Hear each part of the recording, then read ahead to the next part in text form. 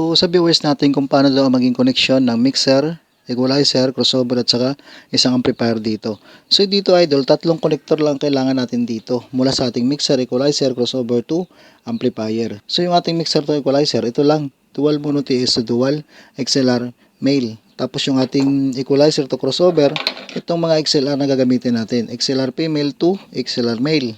Tapos yung ating amplifier dito, crossover to amplifier, ito lang dual XLR female to dual male RCA. So nakadepende siya idol, kapag single amplifier ang gagamitin natin, isa lang na ganito, isang pares lang na ganito. Pero pag dual amplifier ang gagamitin natin, halimbawa gagamit tayo ng dual amplifier dito sa ating crossover, so dapat dalawa din ito. Kung tatlong amplifier gagamitin natin, so tatlo ng ganitong connector ang kailangan natin. Isa sa low, isa sa mid at saka isa sa high. Pero dito idol, sa viewers natin, dahil isa lang ang kanyang gagamitin na amplifier dito, so kahit isang amplifier lang, mayroon tayong crossover dito, pwede yan idol Basta ang ginagamit natin dito na speaker sa ating isang amplifier ay naka 2-way man yan or naka 3-way. So dun sa viewers natin kung ano ba ang ibig sabihin ng 2-way. So ang 2-way idol, dalawa po yan isang low at saka isang tweeter. Sa 3-way naman, isang low, mid at saka high. Kaya 3-way siya.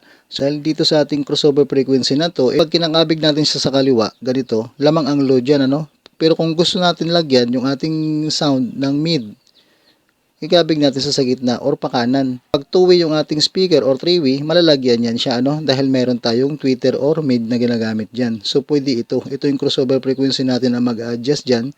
Kahit isang amplifier lang ang gamit natin dito. Ang connection nito idol sa ating amplifier dito, low output ng ating crossover. So pwede natin magagawa yan. So ito,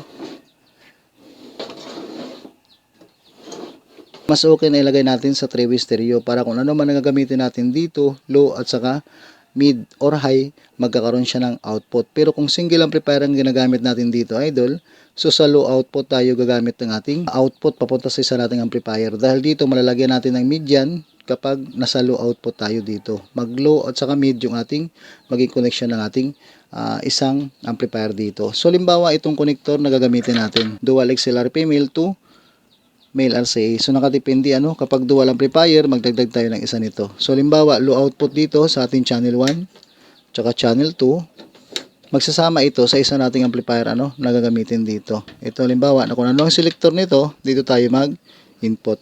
Dito naman sa ating equalizer to crossover, ito na, XLR na gagamitin natin dito. XLR male to XLR female. So output dito sa ating equalizer, channel 1, channel 2 lang din yan. Mag-input ito sa ating crossover. Channel 1, channel 2 lang din yan.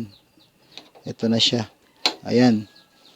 Tapos dito sa ating mixer na, to ating equalizer, ito lang siya. Ito na yung connector na to. Dual mono TS to dual, XLR, male. So output lang ito, left and right.